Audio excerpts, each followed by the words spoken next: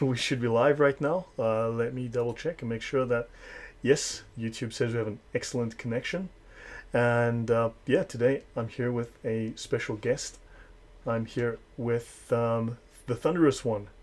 And yeah, say hello, Thunderous. Hi, everybody. Welcome. And thank you, Lloyd, for having me on your show. You're very welcome. No, thank you.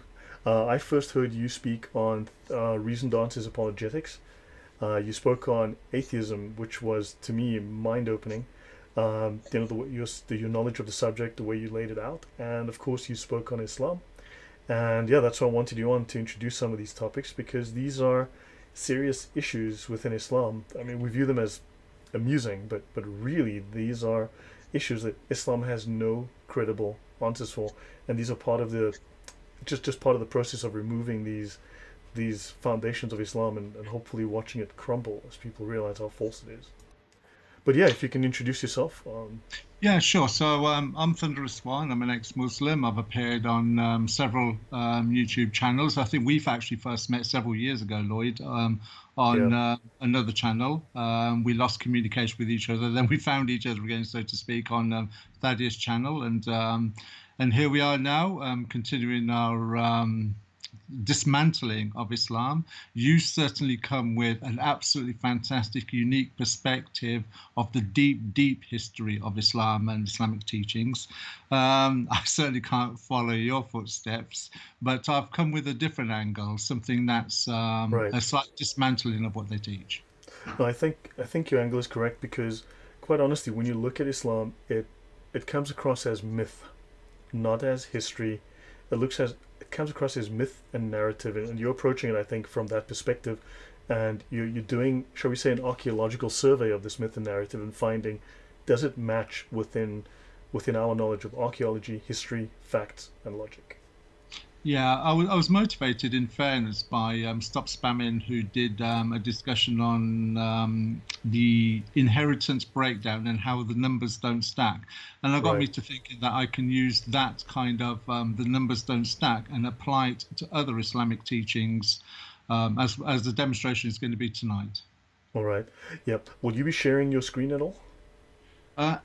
No, I won't be. Sorry, I've come Okay, no, unprepared. just checking in Everything, case I needed everything's to on grab. my iPad. Sorry, everything's on my iPad. Okay, now if you had a PowerPoint or something or a Word document, we could have. I would have allowed you to share the screen, but that's fine. That's okay. Yeah. So guys, so welcome everyone. Thank you for joining us this evening. I hope to finish this with by not later than 7:30 p.m. That's Eastern Central Time, Central European Time, because of course I want to do the terminology show at 8 p.m. European Central Time again, which is in 90 minutes, and I need a break between the two to do some things. So, guys, please, if you have questions, please ask. And yeah, so we'll try and finish this in the next 54 minutes at most. And I will let you know. I do hope to have within a few weeks. I do hope to have Thunderous one on again because there's some interesting topics that I think are worth examining, worth discussing, and he's the best person to speak about some of these things that I've heard so far. So yeah, Thunderous, if you want to take it away, and guys, please ask questions. Okay, everybody. So tonight's discussion, I would like to present to you a hadith that many Muslims don't like to talk about because of the mathematical implications, and that is Islam and 124,000 prophets.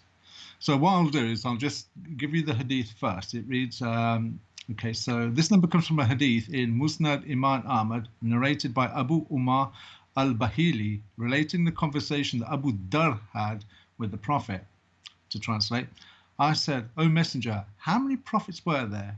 He replied, 124,000, from which 315 were Jama Gafira. So the Hadith teaches that Allah sent 124,000 prophets. Now, only about 25 are mentioned in the Quran, all names originating from the Bible alone. Thus, there is a deficit of 123,974. Muhammad has to be included in the 124,000.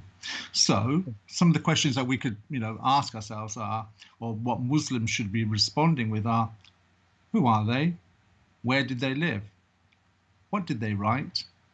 Did they live concurrently or did they live consecutively? Why are they not mentioned? Why are their names not mentioned? Where are the books they revealed? What were the books they revealed? What do these books say, teach, reveal? What languages were they revealed in? What Right. languages did these prophets speak? What lands did they go to? I think those are all reasonable questions to ask. And one could also ask, why is it only that prophets mentioned in the Bible, which Muhammad supposedly had access to, why only them? Why are none of these other prophets named, none of their texts named within the Quran? And of course within the Sunnah, let's say. Well, on that, that's a very good question you've asked there. I think the reason why only 25 are named is because one has to bear in mind that Muhammad was a traveling salesman.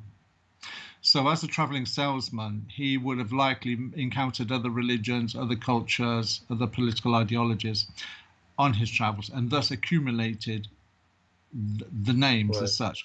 Majority of them being from Christian, Judeo-Christian backgrounds. So those would be the names he could remember because those were basically the main religions he was exposed to. Also, want us to bear in mind that when Muhammad started his preaching, who was his target audience? None other than the Jews and the Christians. So Hmm. logic dictates that one, the 25 names are biblical because those were the ones he was speaking to, or spoken of, or heard stories of, and two, the Jews and the Christians were his audience.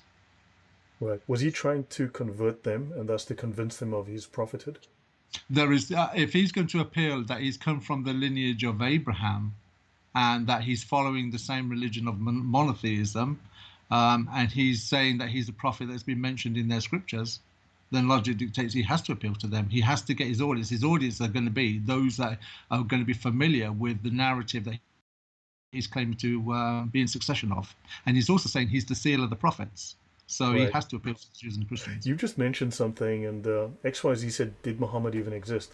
Now, until that question can be answered definitively, I'm not really willing to dig in there. I mean, I can have an opinion like anyone, but until that's answered definitively, and it's very hard because obviously the records are, I think, deliberately vague. But you mentioned Thunderous that he's from the line of Abraham.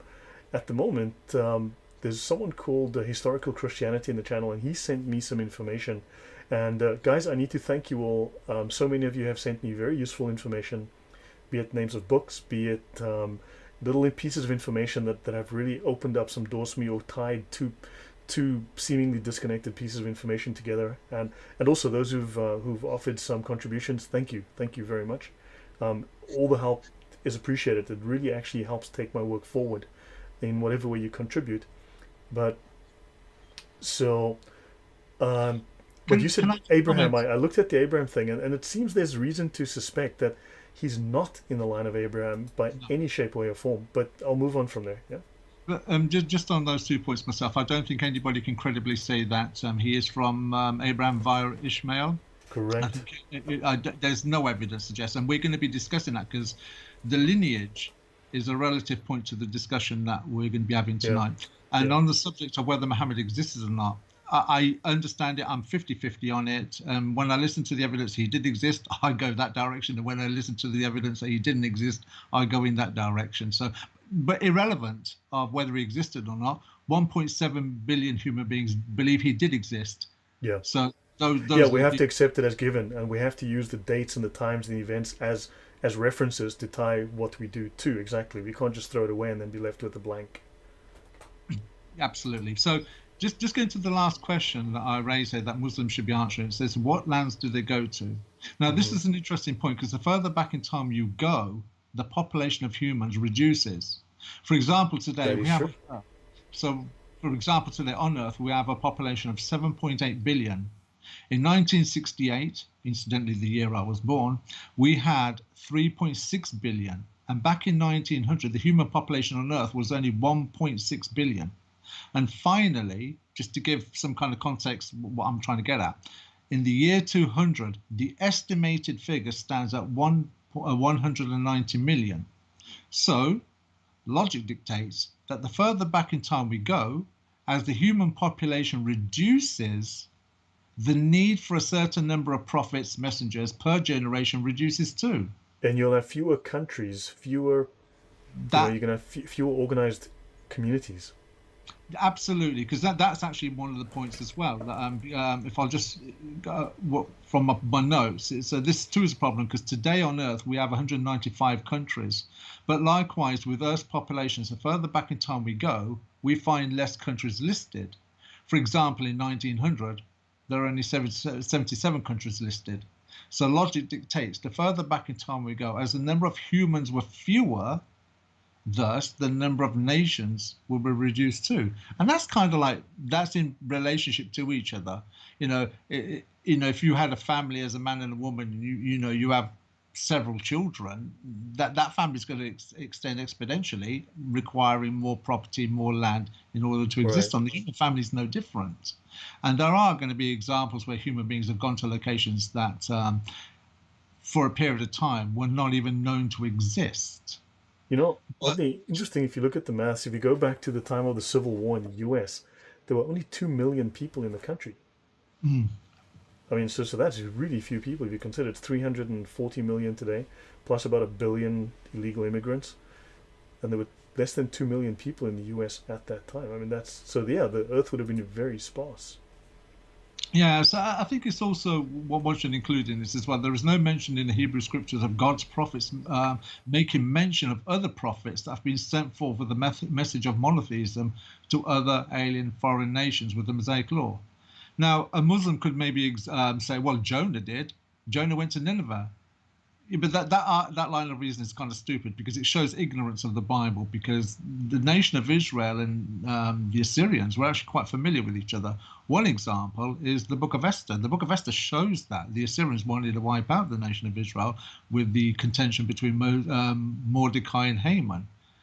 Now, Jonah going to Nineveh was because they were a city of bloodshed, and he didn't go with a message of monotheism trying to convert them. He went with a message, and anybody can read this in the 4 chapters of Jonah. He went there with a message saying, if basically God's going to destroy you unless you change your actions. So he did not go with a message speaking in their language. He spoke in Hebrew to the Ninevites saying, repent or you'll be destroyed. They repented. That is the message. That wasn't a message of a prophet going there trying to proselytize. And there's something interesting in this as well. They repented. What does that tell you about their knowledge of the God of the Israelites? It kind of shows they had some historical experience with the God of the Hebrews, because they responded to it. If it had been Zeus or Apollo or Superman, they wouldn't have responded because they would have known anything about them. Very interesting. Yes. So, and another thing as well, when we're talking about the further back in time you go, the number of nations reduces. You've only got to look at India. Once upon a time, it was India, but now India has been fragmented into Afghanistan, Pakistan, Kashmir, and Bangladesh, and India. So from one country, you've now got 5. So historically, we can look at this as well.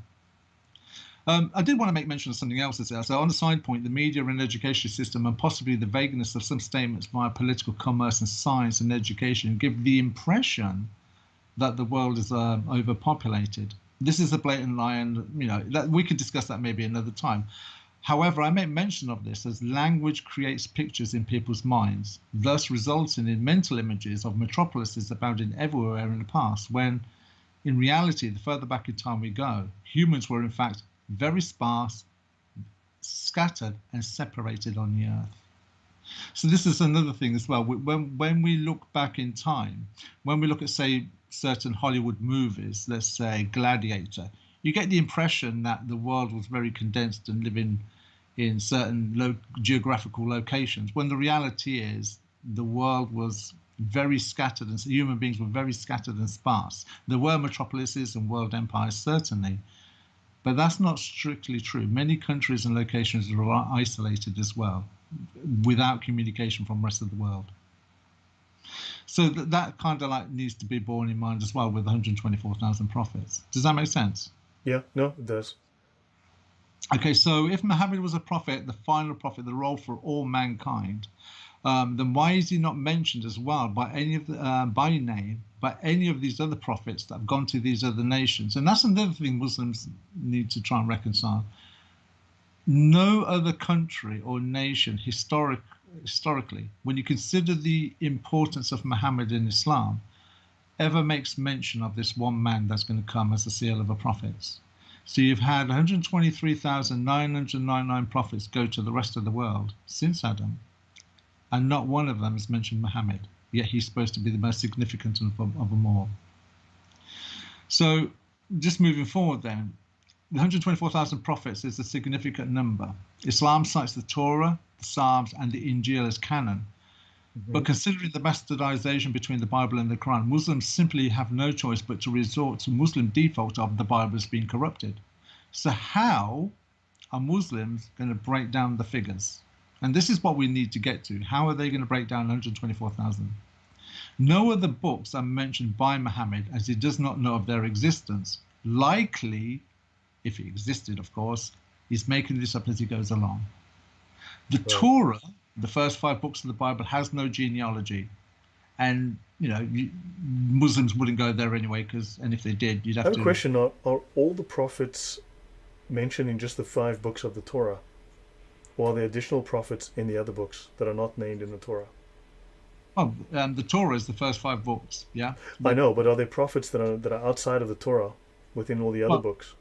Well, from a biblical or Judeo-Christian standpoint, absolutely. Jonah was. Isaiah. Isaiah's not mentioned. Because the Quran technically or specifically only references the Torah. It does not recognize any of the other books of the Old Testament. No. Which means then, so if Allah only knows that, then, how do they get the names from the other books? Well, this is the point. I mean, it only mentioned when I've had this discussion before with people, he's mentioned basically the main ones that are referenced. When you're speaking to, say, somebody of the Bible, normally in a normal conversation, you're naming the main ones, what I call the big hitters: David, Solomon, Moses, Abraham, or maybe Isaiah. You're talking about the big hitters. Malachi is not spoken of, is he? Jonah is very seldom mentioned. I mean, Jonah may be mentioned because of the situation and the likeness, if you like, of Jesus being dead for 3 days and the sign of Jonah. But other than that, the minor prophets aren't mentioned. It's always the big hitters that are being discussed. And I think this is why when you look at the Quran, you're only getting the big hitters mentioned. You're not getting the minor prophets mentioned, who too serve under the same God. And sometimes as contemporaries, you don't find Daniel mentioned in the book of in the Quran, do you? Correct. Because basically, when you think about it, Daniel's speaking of a contemporary time, but most of the information that you find that's in the book of Daniel is only talking about today. People would have read Daniel in, say, Muhammad's time, but there's no material in the book of Daniel in Muhammad's time that had a relevance for Muhammad's time. So likely people didn't talk about Daniel that much because the material wasn't relative. Daniel particularly talks about the last days, or the world powers going up to the last days. Or maybe they left out those prophets that would give Muhammad a hard time, that would provide a contradictory narrative to what Muhammad was preaching, so maybe he left those guys out.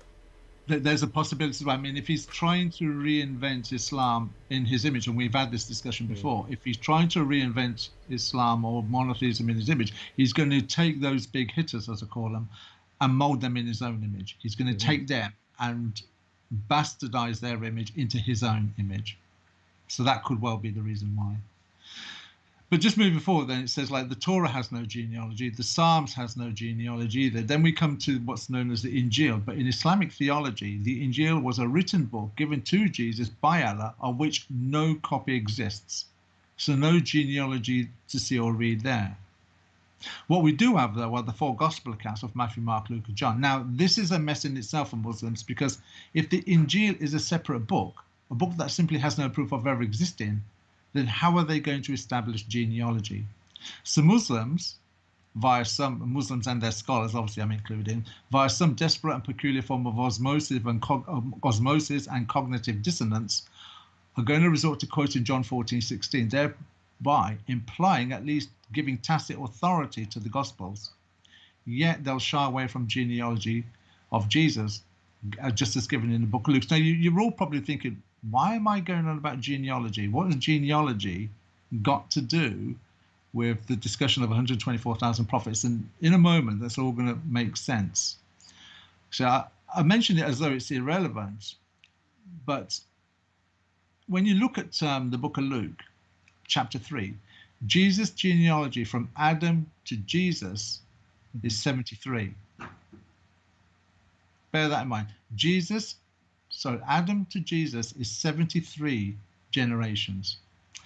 Muhammad was born in 571 AD, 540 years after Jesus. And we know for certain that there was no other prophets after Jesus, unless Muslims can prove otherwise, as the Quran makes no mention of any between Jesus and Muhammad. So there is a void of Allah provided prophets for 540 years. This is a significant point.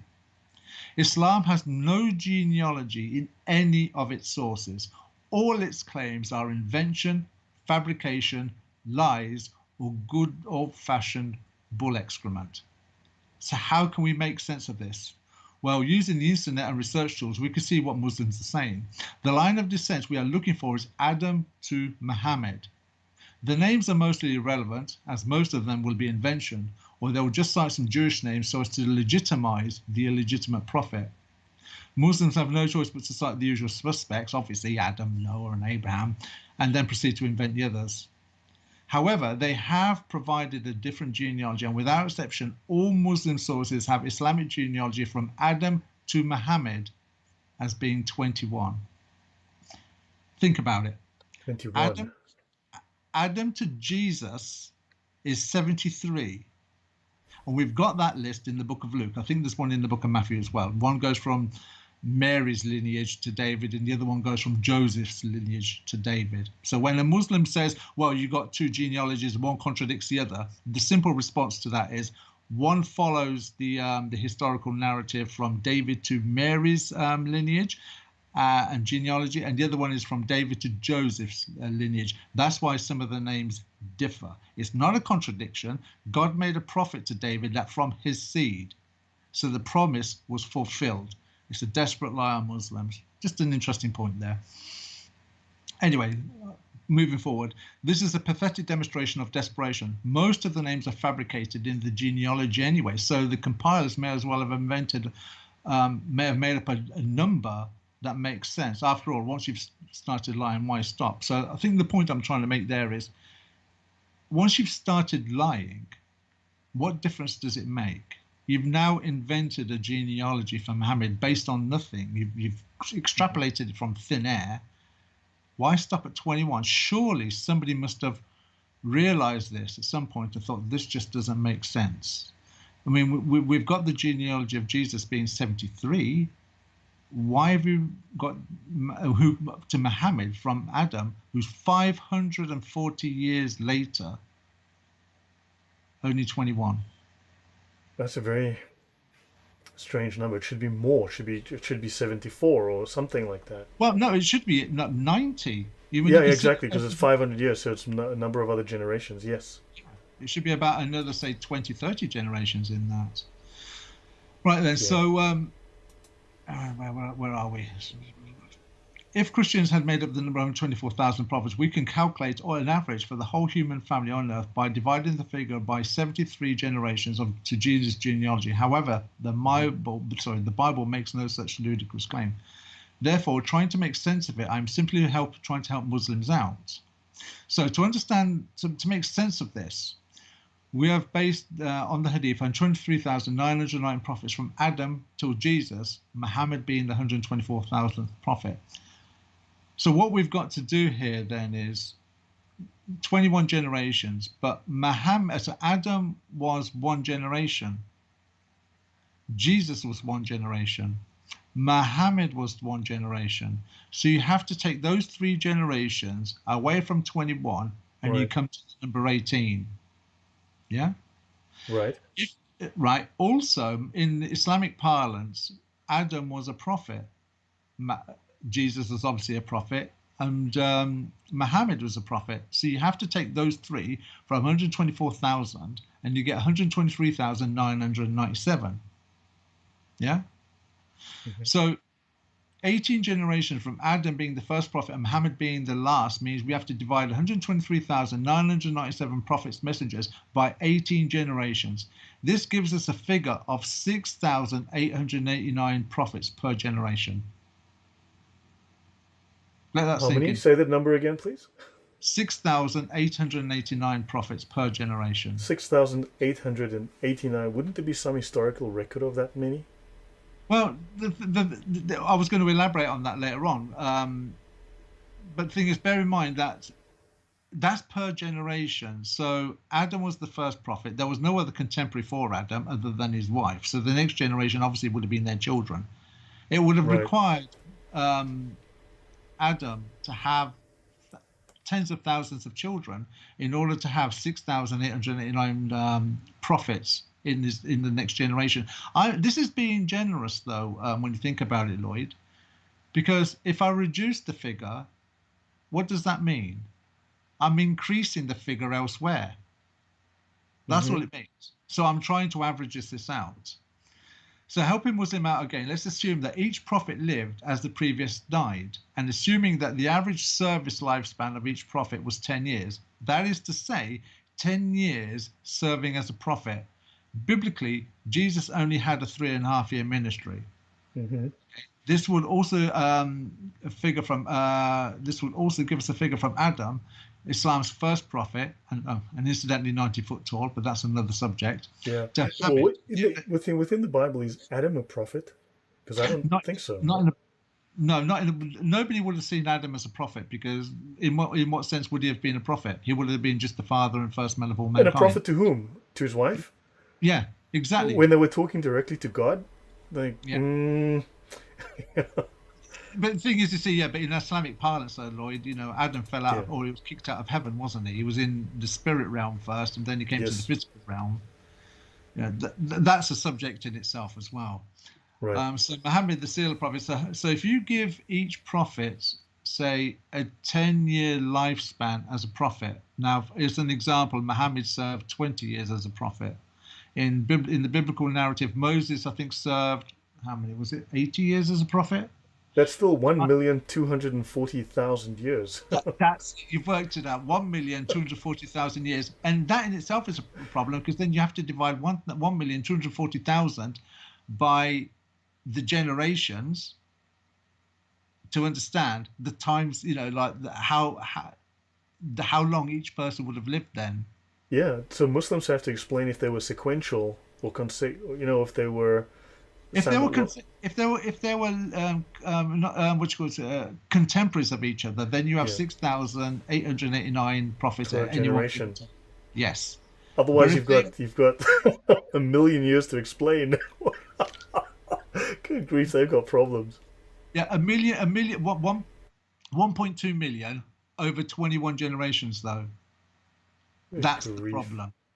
You've got to remember, from Adam to Muhammad is 21 generations. So 1.2 million over 21 generations. That comes to 59,000. Yes, yeah, I did. Yeah, I've got that figure down here as well. Good You've grief. you've got there as well. Excellent.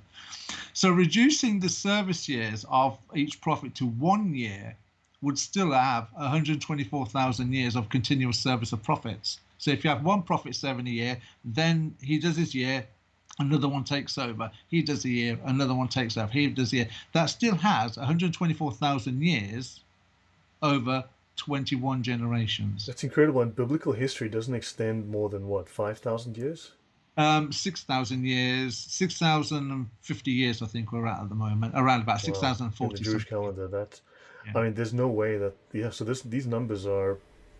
Okay. Yeah. Clearly doesn't make sense.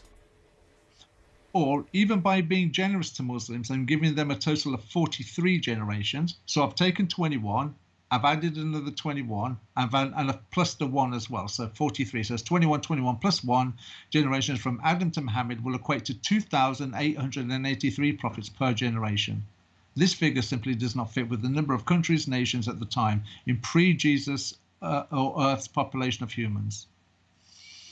Simply put, the numbers don't stack. Now, a Muslim could just turn around and say, well, that's a weak hadith. Yeah, but you and I know, They Lloyd, do and actually. That's their major defense. Oh, I can go into that later. Yeah. yeah, but weak hadith is not false hadith, is it? If it's Correct. weak, it's still true. A weak is still true. In fact, it's more true than false. It's more likely to be true, and therefore it's not Yes. false.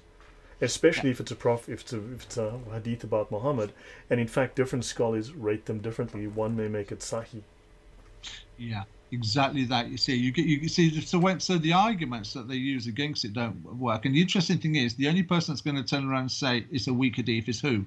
It's the person or the Muslim that you're standing in front of Yeah. saying this to. In fact, there's another set of hadiths that state that the Messenger of Allah said, Allah sent 8,000 prophets, 4,000 to the children of Israel, and 4,000 to the rest of mankind. Yeah, I saw that one as well. That's in And Muslim Ahmed. So yeah, that's the problem with it, because when you start going into those realms, even that doesn't make sense. But the thing is, 4,000 to the nation of Israel. That's just, how did you get that? Where did you get that from? But the thing they is, made it when, up. yeah, absolutely. I just want to comment on this as well. It says that none of these so-called holy books sound anything like each other. The Bhagavad Gita sounds nothing like the Avesta sounds nothing like the Yeah, you'd think they'd have Tripitaka. a consistent message, right? They would all be teaching a similar message if they're from Allah. Exactly Yeah. right. And the parallel I'm going to use is Noah's flood. Now, if 123,999 prophets had gone forward with the same message, we would see some consistency in the books that they claim to be holy, right? And logic dictates in Islamic parlance they've all been corrupted. With no evidence, they've just been corrupted because they don't agree with the Quran. Yet there is another narrative that abounds around the world. It's very similar, not the same. The details may change slightly from one to another, but in principle, it's exactly the same, and that's Noah's flood. Wherever you go in the world, there is an account or a narrative of Noah's flood. In essence, the world was bad. Somebody built a boat. They got on the boat. God brought Hmm. a flood. All the wicked people died. They survived. You get variations of it, but you've got a theme to it, if that makes sense. With the 123,909 prophets that Islam has put forward, you don't find any consistency So, anywhere. so Nathaniel just mentioned, look, you've said that basically they all these prophets went to a different nation with a different language, right, in their own region and their own time. And Nathaniel says they are not even close to 124,000 languages. But we're being generous though, Yeah. Lloyd. We're being generous because when you use the term land, I think, or nation, I think it's fair to say you can say that land had its own language as well. Fine, you can go to some lands and they have one main language. I think India is an example where Hindi is their main language, but they've probably got about 3,000 dialects. But the interesting thing is that Mm. even when you go to those countries, they still understand the main language. But being generous, and let's say we gave two languages per nation, the further back in time you go, the less nations there were. You still can't have that many thousands of languages amongst that fewer nations. That doesn't make sense. And language, we've known, evolves with time. It doesn't evolve going backwards, it evolves coming forwards. Onwards. So Yeah. logic dictates going back in time means that there'll be less languages anyway. Right. Also, it says here that well, what I've written down is that there is no record of any of these prophets going with a message of strict monotheism. No one appearing with miracles has ever been recorded. Too worth noting, Islam considers prophets to be pure and incapable of sin. So, to have no record of 123,000 plus messengers of men going forward to all these nations with no books, no miracles, no warnings, Mm-hmm. and being pure human beings, because Perfect. yeah, Yes. perfect human beings, it's very hard to believe that these kind of men went forward. It's when you go to a second-hand shop and you buy a jigsaw and there's pieces missing. This is like the brain of a Muslim and their scholars. It's like buying one of those second-hand jigsaws. There are just so many pieces missing that you can't see. The picture doesn't make sense. Yeah, You know, no, it's, you're right. I mean, so there's someone in the chat who's saying that he's making little assertions, and some of the name of Brutus Albion. We will need evidence. We'll need more than assertions. Albion. assertions. Well, we're asking questions based on logic. How can anybody reconcile 123,999 prophets with 21 generations? That is what Islam teaches, 21 So generations. over 6,000 years, you're looking at these numbers of prophets. You know, if you want to look at it from the biblical timescale, and so there must be some sort of historical record of this. And where is this record? I mean, these questions. I mean, these are, and of course, Islam. Their major defense is, well, Allah knows best. That may well be the case, but we've discussed that as well, Lloyd, and that is that Islam has had 500 years more worldly experience than, say, Christianity has, being that it came about in the 6th century. So, Well, remember, there was so no you, prophet. Don't forget, there was no prophet after Muhammad. So that's 1,400 years. Wave goodbye. And there was no prophet between Muhammad and Jesus, so that's another 600 years, wave goodbye. So that's 2,000 years gone. That leaves you with 4,000 years in the biblical timescale. So in Mhm. fact, you have to chop off 1/3 of your available time, and you're left with 4,000 years. But the thing is, you don't find it using the same things. When someone says, well, Muslims say Allah knows best, but you don't find Judeo-Christianity responding like that, and that's the point. Judeo-Christianity doesn't respond with responses like, well, God knows best. We don't. Nobody talks like that, but Muslims do. But Muslims have the advantage. They've got 540 years after Jesus more history to establish its truths, Yeah, to I've just establish these numbers. right. I've just put this Brutus Albion character in timeout because the very simple thing is that he was talking about what about shamans and things like that in Malaysian culture, and Islam has its own definitions. We've just mentioned them for these. These people have to meet this criteria, and those do not. So please pay attention. I'm really absolutely not interested in your own meanderings and wanderings. Stick to the facts, stick with the topic. The thing is, by saying Seamus, does Seamus teach monotheism? No. And the thing is as well. Now, this is something else to bear in mind. For 1,500 years, right, from Moses to Jesus, the only form of worship that was acceptable to God was Judaism and the Mosaic Law, the animal sacrifices, the Day of Atonement, for instance, the Festival of Booths, all those things was the only acceptable worship to God. But we only find that in the Middle East with the nation of Israel. We do not find any of these things taking place anywhere else in the world, or somebody during that 1,500-year period of time of Israel's history of other individuals being sent by Allah taking the Mosaic Law there, because that at that period of time would have been the only worship God accepted was via the Mosaic Law and the priesthood. Why is that not mentioned? There's a lack of detail. I mean, look, you're the expert here. I'm just following you because I'm trying to keep up with you on this. And I mean, you're the expert on this one. But there certainly is a lack of detail. There's a lack of evidence. There are certainly, you know, But the thing is, this is because it's a lie, Lloyd. The yeah. number's made up. I think the figure of 124,000 is quite interesting as well, because I've done some research on this, and some prophets, sorry, not some prophets, I'll make a retraction. That some scholars have said it comes from the number of 144,000. Now, you and I have discussed this. I think Muhammad probably heard the number 144,000 because it comes from the Bible book of Revelation, chapter 7. Hmm. Speaking in symbolic sense of 12,000 times 12,000, 144,000. I think Muhammad probably Okay. got the figure from there. Maybe it was he heard 144,000, or maybe he heard 124,000, totally misunderstood what the context was and thought it was prophets going into the world, or he's basically said that added his own twist on it. I think That's also true. when you think about it, 124,000 prophets going forward kind of really emphasizes how important he is as a prophet, that he is the seal of the prophets, that Allah sent Ah, that's a very valid point. It's a very strong point. Yes. that Allah sent 123,999 prophets. They've all failed, but this is the one that succeeds. Now, do you remember that? I think it's the hadith where Muhammad talks about Moses being very upset with Muhammad because the number of people following Muhammad in number was greater than the number of people that followed Moses, and Moses was upset with that. Do you remember that hadith? I'm not sure if I actually know that one, but that's interesting.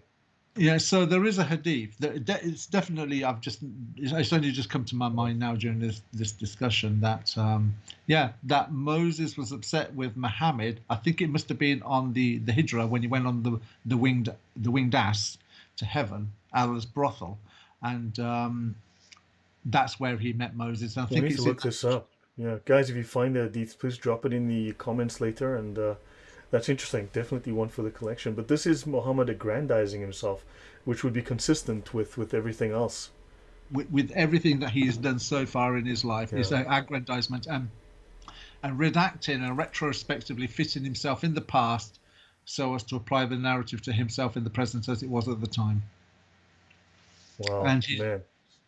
Yeah, I mean, how does Islam square this circle? How do the scholars? I mean, I could answer that. I've got something here from Islam QA, and what they do is they talk about how the scholars differ over the validity of these hadith, calling them da'if, calling them some saying they're sahih, and so they quote all the scholars that call it da'if, but da'if still means authoritative. yeah, And then what they do is on more than one occasion they say what has been narrated about the number of prophets is not correct. Allah knows best. No one knows their number except Allah, and they keep going. And then the number of prophets was 124,000, and the number of messengers was 313. And it was also narrated that the number of prophets was 8,000. And then they say here, it is better to refrain from discussing this matter, so rather don't discuss it. And they say, believe in those prophets whose names were mentioned by Allah and His Messenger, and believe in the rest only in general terms. And it says here that we believe in every prophet and every messenger, but each one's message was for the people of his own time, and we believe in them in general terms, and Allah knows best. And it also no, says here that the number of books was supposed to be 104 holy books. 104. I Holy would like to books. see what were these books? What languages were they in? Where did Exactly. they? So their thing is, look, let's not talk about it. Allah knows best. Just believe in what's in the Quran. Thanks. Have a nice day. Without it, where are the answers? Where are the clear answers? Why don't, if they know everything, why don't they admit we don't know? I mean, so this is very, it's unethical at best and deceitful at worst. Even if you was to take the number of say 8,000 per, in Islamic parlance, like God's Allah sent 8,000 prophets, that's still 380 per generation. Wow. In fact, I've made an error there. Hang on, it's 8,000 divided by 18. That's 444 prophets per generation. Even, so whatever figure they give, the number doesn't stack. Yeah. No, it can't stack.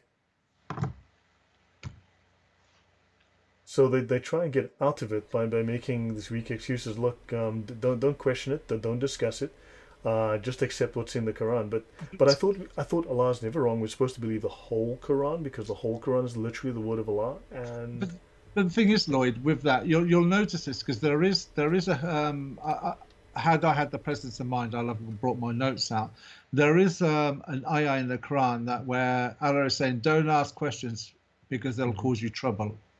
Right. If you gave me 5 minutes, I'll go and get the Oh, note. no, I know what you mean. Yeah, Yeah. I think we're So, all so familiar for with that. Yeah. asking, in effect, what I'm saying is asking questions in the Quran, and it's repeated, and you get the sense of this about 5 or 6 times where you find ayah that say Allah and His Messenger, Allah and His Messenger. It behooves anyone who questions Allah and His Messenger. It's always this 50-50 relationship. Hmm. And you get the idea, do not question, just accept and submit. Yet look at the opposite point. Look at what the Bible says. When you go to Proverbs chapter 2, verses 1 to 5, it talks about digging for things as if for hidden treasure. In the Sermon on the Mount, I think it's Matthew 7, or it could be Matthew 10, I stand corrected. But it does say, keep on seeking, keep on knocking, keep on asking. With the Judeo Christian um, way of the way that God wanted you to follow his code of conduct, asking questions was imperative.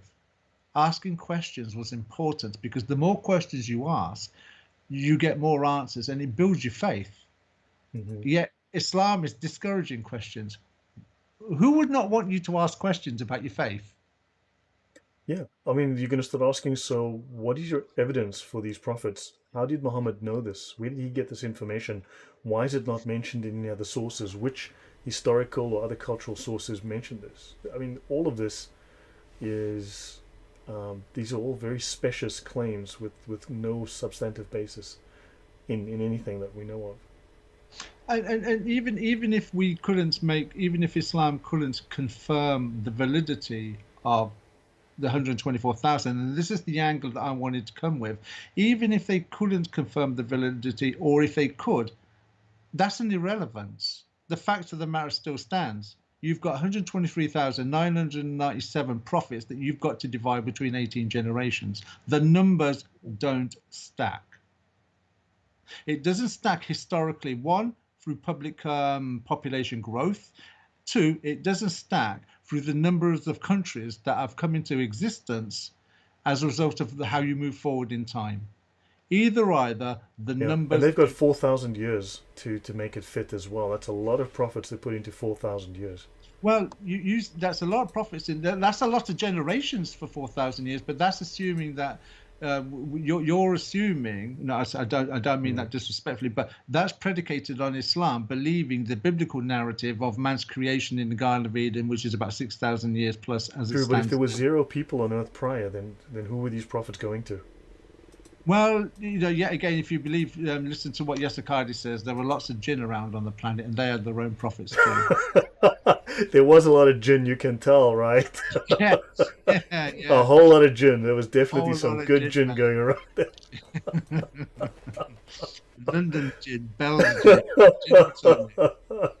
Oh, good grief. Oh, good grief. That is insane. No, I mean these questions, just the questions. I mean, one would want clear answers. You'd want definite answers. And don't forget, the Quran or Islam rejects the Bible. It says the Bible's corrupted, so it would reject the Bible's lineage and genealogy. So then, where's theirs? And why did they not have one as well? If Muhammad Yeah, is the most important prophet of all, you don't find this message of monotheism going out into the world. You don't find for the 1500 years that Judaism was in practice that going out into the whole world. And you don't find Muhammad as some kind of like you have in the Mosaic law and in the Hebrew scriptures, you have the Messiah spoken of quite clearly. It's probably about 250 prophecies pertaining to Jesus. Yet if Muhammad is more important than Jesus, there should be a myriad upon myriad references in the known world from 123,999 men yeah. going forward with Especially this. if they had a consistent message. If they were preaching the same message, that message should be universal, and it's clearly not the case. That goes back to my point about why I brought Noah's flood up. Noah's flood Is the only is like is the example that Islam, we should have some narrative very similar to Noah's flood, that there was a world full of wicked people. God warned them, they didn't listen, so his true people or the true family built an ark, they got on it, the flood came and swept all the wicked people away. That narrative is around the world for centuries. Even today we still believe it, but we do not yeah. have anything of these 123,997 prophets. Not even like it. This goes back to what I was saying Yeah. earlier on about the I mean, Avesta, the Tripitaka, or the Bhagavad Gita. Those books sound nothing like like anything. They don't sound like, even if you was to take those books and bastardize them like they were once monotheism, and now you've got the Avesta. How perverted does it have to be that you could take yeah. monotheism and turn it into the Avesta? It's aggrandizement. They want to claim that they were universal, that this is the religion for the whole world, and he's the one that got it right. But yeah, man, it's hubris on a monumental scale. It's the audience is really lapping this up. I think they've really you've hit the few, you've really hit the home run here. People are going like, yeah, we've never thought about this, and we need answers from Muslims. We need evidence. We can't simply accept Allah knows best. That red line that Yasir Qadi spoke about, that's your red line, not mine. Right? It's not ours. And the thing is, it's not just a case of Allah knows best. It's a case of, they'll lie and, wiggle room their way out of it by saying weak hadith. It's the fact of it is you have to stand strong and say, no, this is what your prophet said. I know it's slightly off topic, but Mm. as an example, it's a bit like when you speak to a Muslim and you're talking about Dul Qarnayn and the sun setting in a muddy pool, and they will try and say, they have their wiggle room of, well, you have to read it in Arabic because it can only ever be understood in Arabic. Okay, okay then. So let's look at it in Arabic. Then you're still talking about wajada. Wajada means perspective. All right. If that's if that's how you want to infer the word, because obviously in Islamic parlance, each Arabic word can have 10 different meanings. So you can pretty much make Hmm. what you want out of whatever verse is in the Quran. But that's not the way we should look at Islam. For me, it's always been a case of, okay, then that talks about the sun setting in a muddy pool. The sun is a star. Let's look at all the other texts Islam has about stars. Oh, we've got one over there that says stars are shooting missiles. Oh, we've got one over here that says that the sun prostrates itself before the throne of Allah and asks permission to go on its rounds again.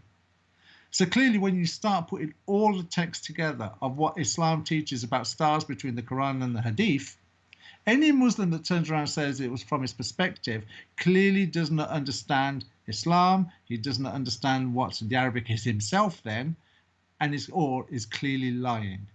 Because all those texts, when you start referring to stars or of the subject of stars being Hmm. spoken of, they are speaking of something not that we know of. They have the ability to talk, they have the ability to make decisions. These are physical objects that could harm creatures in the spiritual dimension, which incidentally the Bible, I think it's the Bible book of Kings, actually mocks when um, Yeah, but in Elijah. Islam, if you look at the Sharia, stars are objects with minds. Yes, exactly Yeah, that. it's insane. So It's nuts. absolutely. This is so like there is a principle. Let Scripture interpret Scripture. So that is to say that if you look trying to understand something in Scripture between Genesis and Revelation, you would use other scriptures to come to a conclusive or roundabout bigger picture as to what you're trying to understand. Hmm. When you're doing that with Islam, it actually makes things worse, not better. That's why Right. it's always don't ask questions, don't do any further research, don't take it. You find that the context, and you're very good at this, Lloyd, in your past shows, you've proven this to be the case, where you stand back and you look at something and you bring out 3 or 4 pieces of material on that one theme, and it gives you a bigger picture as to what Islam is actually saying on that particular subject. The same has to be done on these other things as well, even the minor Awesome. things in Islam. No, you're right. I think you've raised some really powerful questions. Things that there's no satisfactory answers. There are none, and Muslims need to provide satisfactory answers if they claim this is the perfect word of Allah. So We haven't even started on 90 for Adam yet. yeah, I've got that as a discussion. If ever you want to recall me to the show, I've got 90 I'd for love to. Adam. No, I need to start winding down. Unfortunately, I have to wind down to do some things and then start another show soon. But that's brilliant. So yeah, guys, any last question? I've got very limited time, but everyone seems to really. I've seen several comments where people said that they've never thought about it or looked at this issue from that perspective, and they see the problems in the narrative, the holes in the narrative. And Oh any yeah, last comment from you because I need to wind up. yeah. It's not holes in the narrative. It's a narrative with a lot of holes. Right, you're right. It's a Sorry, narrative. I said I It's was being yeah. facetious there, but I would just on a final point, I would like to say thank you, Lloyd, for having me on the show. I'd like to thank your audience for tuning in and listening, and I hope that the material has been of some kind of benefit. And I look forward to an opportunity of being on the show again in sometime in the future. Yeah, no, no, thank you. I think in about 3 weeks. Yeah, guys, just so you know, next Friday I'm gonna be traveling. I'll be away for a week, so I'm unlikely to be available at all. And so I'm away between the 8th and the 17th. So after that, I'll be available again. And yeah, we can chat about this. But this has really been fascinating. And yeah, I would love to see the sources and the evidence to back up this claim, because the answers that satisfy a Muslim should not satisfy a sophisticated audience who wants evidence. Well, the only answer that satisfies a Muslim's audience is Allah knows best. Best. That is the only Yeah. answer they can ever have on this. No, you're right. You're right. This is actually. I mean, seriously, I'm sitting here and I'm trying to process. I mean, we spoke earlier, but I'm still trying to process. I'm like, it boggles my mind. I would never buy this if I was told this. I'd like, no, this makes no sense. Well, that's why they don't discuss it, because nobody would buy it if it was spoken of like this. Yeah, I know that. I mean, good grief, good grief. Yeah, there's just it's just the more I think about it, it's like Islam hurts my brain. So yeah, I have to end. We have to end. But yeah, thank you very much for joining us. I hope towards the end of this month we can do another show and discuss the 90-foot atom, and then come on and talk about atheism you were discussing as well, because there's some Yes, very pertinent points you've made that I think are very relevant. And also, it's just the methodology you bring that's worth the questions that you're asking that everyone else should listen to and then ask the same questions.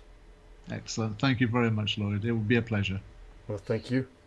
Okay, guys, thank you. I will see you guys in about 35 minutes for the next show. And yeah, I hope that was interesting. I think it was incredible. So yeah, thanks to the Thunderous one, and we'll see you guys soon. Bye.